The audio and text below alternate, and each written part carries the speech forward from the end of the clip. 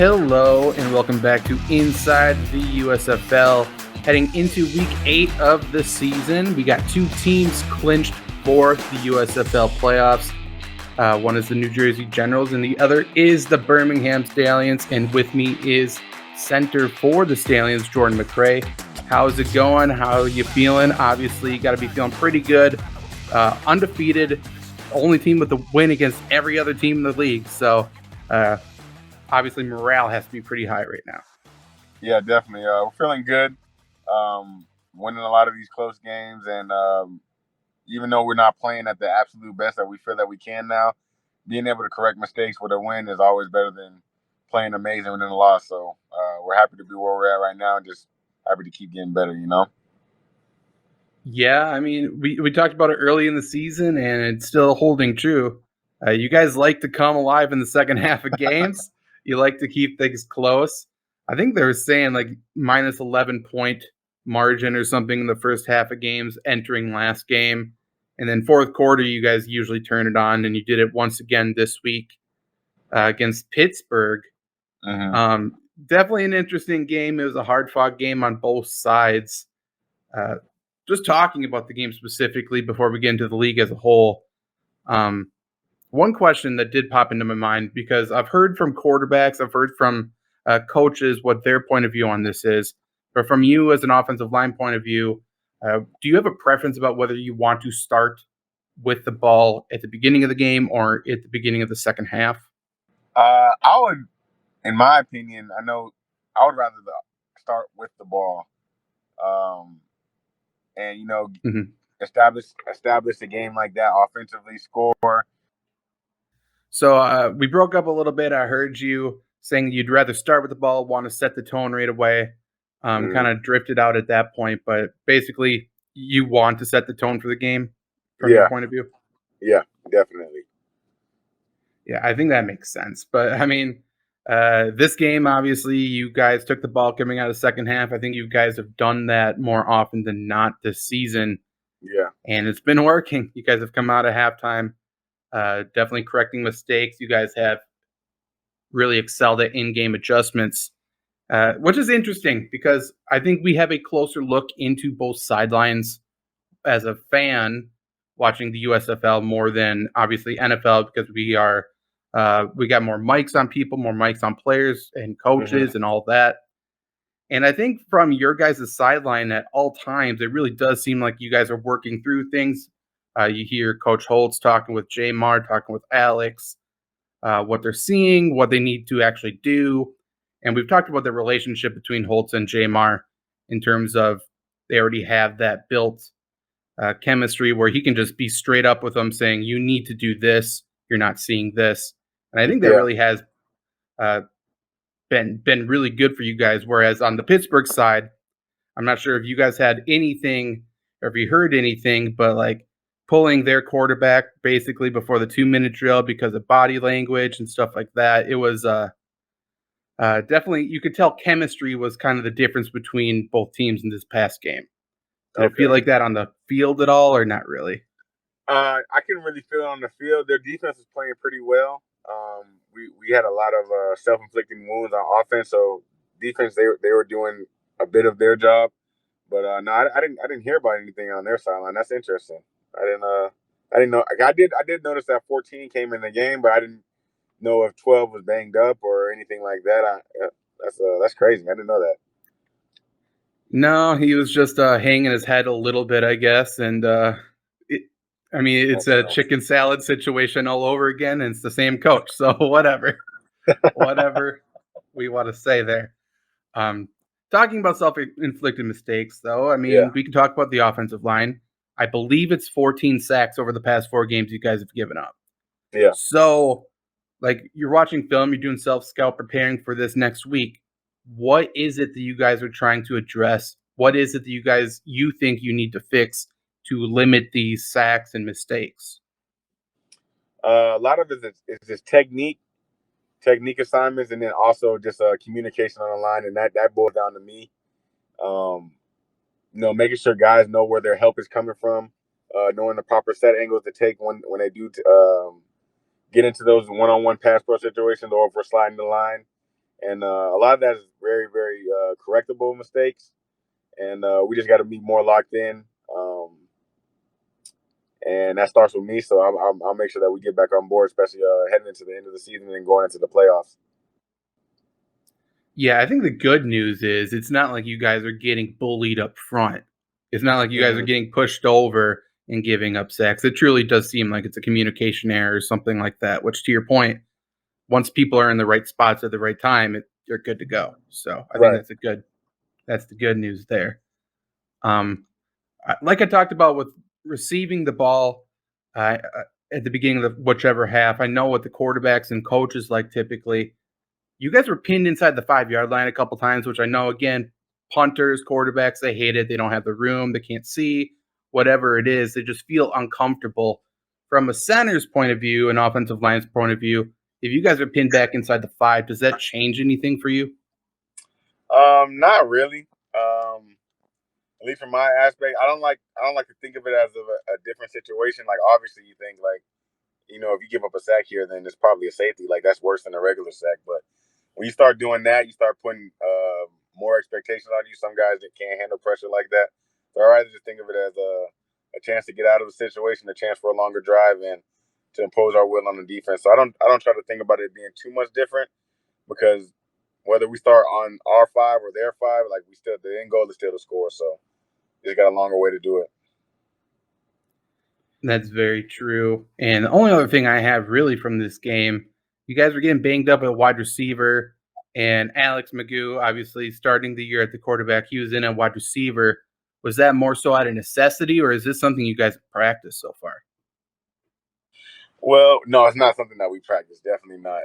But Alex is a really good athlete, and Yeah. kudos to Alex, man. Is when he's seen guys going down, he didn't hesitate. He was the one that actually offered to hop in at receiver. He knows the offense just as good as anybody else does.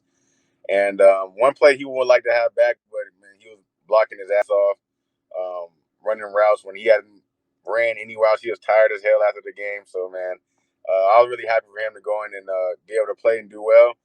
And whatever way he can continue to help the team, he's going to do it. And that's how a lot of the guys on our team are. And we're like we are as successful as we have been. Yeah, seriously, kudos to him because when he went down with injury, obviously he was right next to Coach Holtz when he was calling plays, being involved with the offense. You've talked about them both being involved at practice. And to your point, too, there's a lot more to the wide receiver position than the catches and stats. And he was, first off, yeah, hell of an athlete. He's fucking fast. He Yeah, was looking good out there. yeah, he's Uh, rolling. Yeah. yeah, and blocking and everything. Yeah, so I mean, to your point, a couple plays he'd like to have back, couple plays the whole team would like to have back. But it was another good team win. You guys clinched the playoffs. You're feeling good. And now next week, though, it's a unique situation because you play the New Orleans Breakers Saturday, 3 p.m. Eastern on Fox. This is the team that is second in your division. So right now, and what it seems like, it's going to be the team that you're going to face in the playoffs. Is there any talk or any mindset of we need to not show some things, we don't need to open up the full playbook? Or is this just another week you're looking to get the win by any means necessary? I feel like the thought process is that we need to get the win. 8 wins would clinch the division, and more than likely it is going to be New Orleans who we will place in the first round of the playoffs. But we got to worry about this week first. This week 8, not the first round of the playoffs. So getting this win, staying on, staying in the streak that we have been going right now, and just being as good as we can be before the playoffs is kind of the mindset that we have right now. Yeah, that makes sense. And obviously, if you guys get the win, that means they get a loss. So who knows? Maybe you don't play them if they get a couple more losses after that. So that Mm. makes sense. Okay, so we got a question from Quicksilver 123.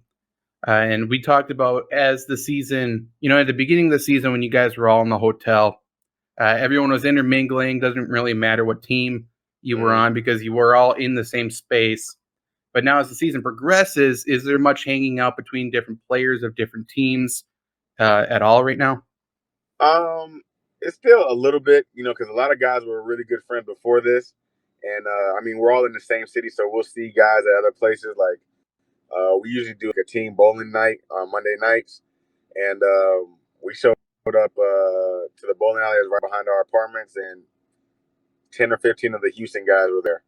So it's all friendly. They're talking about how their season is going, saying that we should buy their game of bowling since we got all the extra money from winning, stuff of that nature. But there's still a little bit of hanging out going on, and guys are still getting along, even though it does get pretty heated on the football field. But at the end of the day, after football, guys are still good friends.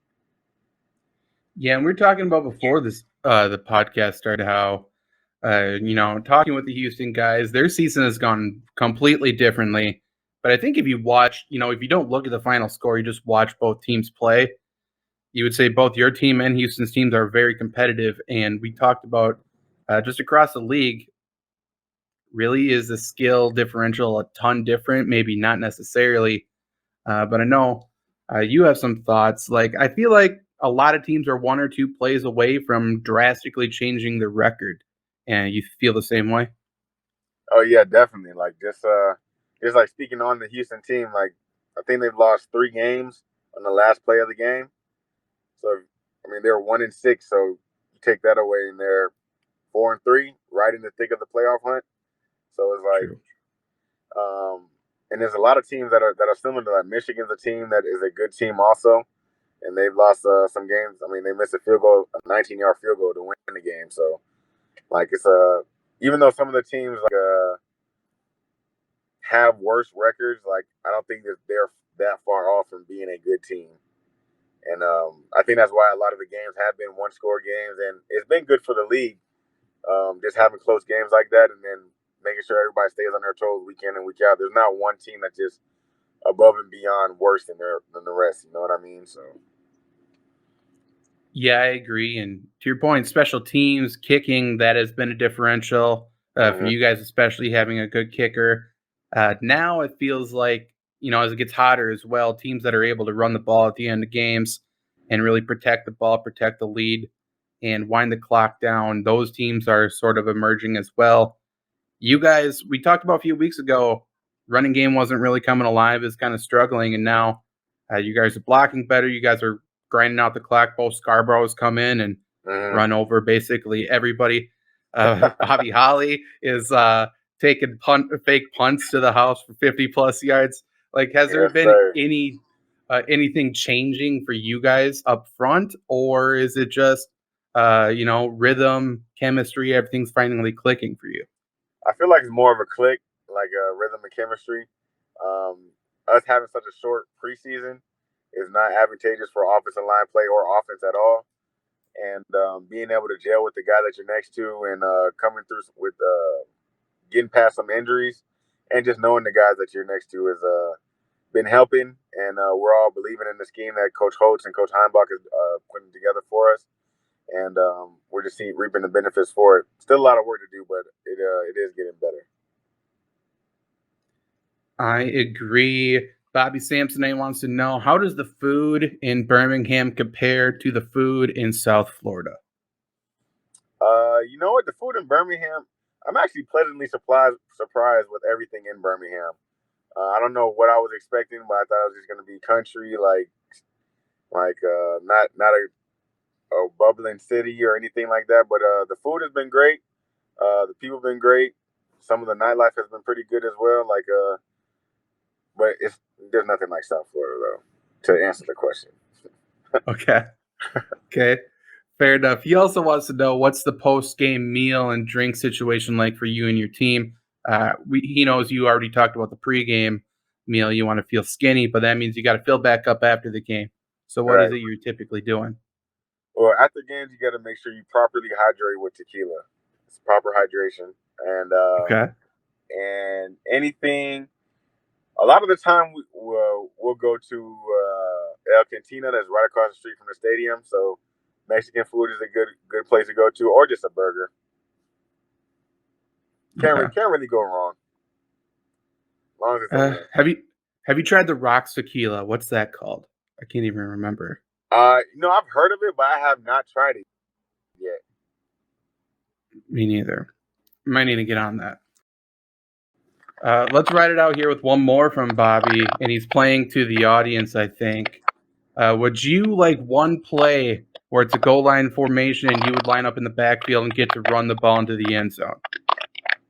Absolutely. Either a run play or a goal line fade. Let me go up and go get it. True. Yeah, split them out. Let them give them some space to work. Yeah. We'll go out on here, and before I do, obviously Saturday, 3 p.m. Eastern on Fox, New Orleans Breakers versus the Birmingham Stallions. That'll be a big game, a good game to watch. Like I said, both are top in the division, and then it's their second matchup of the season, so we'll see how that is, and obviously it could be a potential playoff matchup. But we'll end with Albert Mondego here. Is there any funny team-related stories that you can share so far? Funny stories? I think it's just a funny ongoing thing that we have. Like Victor Bolden, big-time player, small-time voice, very, very, very, very loud, squeaky voice. And he broke the huddle down probably the second day we were there. And everybody's like, dang, put some bass in your voice or stop talking like a toddler. And it just, now we don't break down unless it's Vic breaking us down. And it's like the ongoing joke, the guy with the smallest voice is going to be the one breaking us down. So it's a giddy up on 3, and it just sounds like giddy up on 3. Like, so it's pretty, it is pretty funny story. That is good. You can always hear him wherever he is on the field then. That's good. Yeah, Makes himself known. Exactly. But yeah, this was Inside the USFL. I'm Zach Brunner. Jordan McCray, Birmingham Stallions center, #1 team in the league, playing big game on week 8. They're going to try to go 8-0, which would lock up the division. We'll see you guys next week. Later. Peace.